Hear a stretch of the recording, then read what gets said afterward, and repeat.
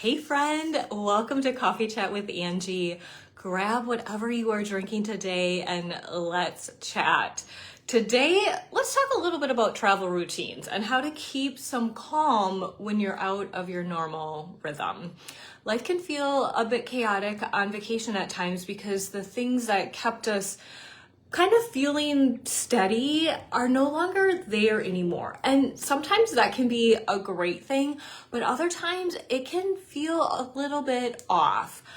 Also, re-entry, that's what I call coming back from vacation, definitely can feel chaotic. So let's talk about how to navigate those couple of things on Coffee Chat with Angie today. My name is Angie. I'm a personal strategy coach. I support driven working moms to create rock solid systems at home. So dinner isn't a last minute scramble, kids logistics are not chaos, and self-care isn't an afterthought. Instead of guilt and exhaustion, you can finally feel present, energized, and in control of the life you are building while also taking time for yourself. If you are watching this, please say hi in the comments. I would love to know that you are here. Okay, a couple questions to ask yourself when you are traveling, just to keep life and your systems a little bit smoother. One is, what's the purpose of this system in my life? And the second is this one even important when I'm gone? So let me give you a couple examples. Well, before I do that, let me tell you the purpose. Purpose of knowing what this system is for is so it can become easier to decide if it needs to stay, if it needs to flex, or if it just needs to go completely altogether. So for example, here we go. Morning routine. Your morning routine may be to start your morning with gratitude. You may have other pieces that are involved in it, but you have found when you have a busy season of life, if you don't keep that gratitude portion of it just to allow you to feel uplifted at the start of the day, then everything else kind of falls apart. And for your gratitude in the morning, you just say 5 things you're grateful for while you're getting ready to go wherever.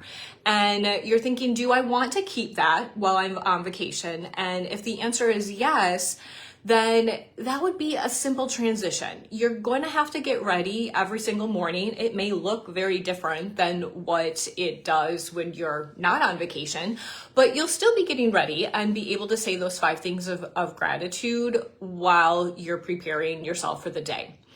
Now, another example might be a nighttime routine. So as you think about your nighttime routine, maybe your routine is twofold. One is important to do so you get a good night's sleep.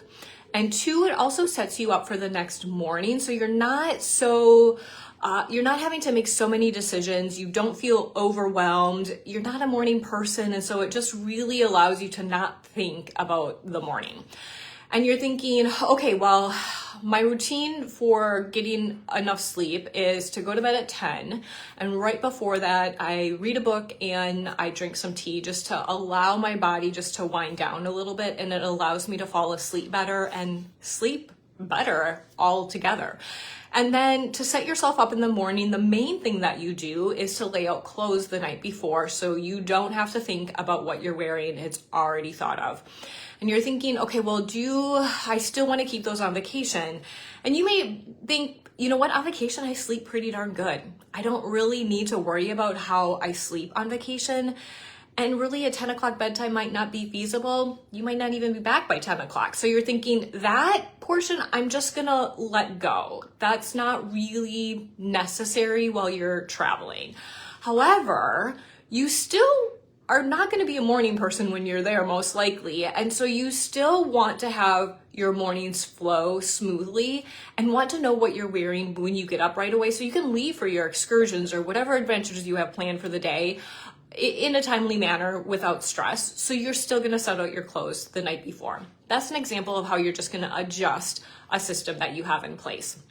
And then there's some systems that you really can't keep or you don't want to keep. So let's think about laundry. When you think about your laundry system at home, the purpose is so you aren't running behind and feel like just drowned in a ton of laundry. And so you've decided that Monday, Wednesday, and Saturday, you're going to do laundry at home. And you're thinking, I don't even know if we're gonna have access to laundry. So we're just not gonna plan on doing laundry when we're on vacation. And you have decided that ahead of time. You're not gonna stress about finding a place to do laundry. You're just like, it is what it is, and we're not doing laundry. And so that's a system you can just let go. Now, if that really, really stresses you out and you find a place you can do laundry, maybe you just do one load instead of 3, or maybe you feel you need to keep all 3 days. But that brings us up to another question.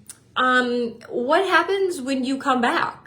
Because that is going to be a whole different strategy, right? You're going to come back and return to quote unquote normal life, and you're going to have probably more work to do. The things that maybe others couldn't do at work, or maybe no one else can do what you do, and you just know that it's going to be backlogged when you get back. You're going to have laundry to do even more abundantly than your typical load of laundry every single week. You will have to unpack. You will need to know what you're eating for dinner the day you get back. And most likely, if you're gone for a week, you don't have groceries in your house. So you're also going to have to do grocery shopping. And so you're like, oh my goodness, it's overwhelming, right? And a lot of times we don't even think about that when we come back. We think ahead of time, like, hey, I'm not gonna go to coffee with a friend or go to lunch with somebody the week we're gone on vacation because we're gone, but then we schedule it for the week we get back.